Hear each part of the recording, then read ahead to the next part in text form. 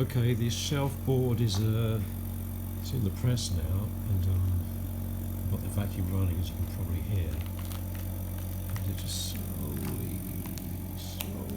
slowly extracts all the air out of the bag, allowing the pressure of the atmosphere, which is considerable. I don't know the exact figure. Some sort of, it's basically a massive weight, and that pressure is going to be pressing our veneer down with such a degree of strength that it will prove to be very effective. Anyway, we'll see, won't we, when we take it out.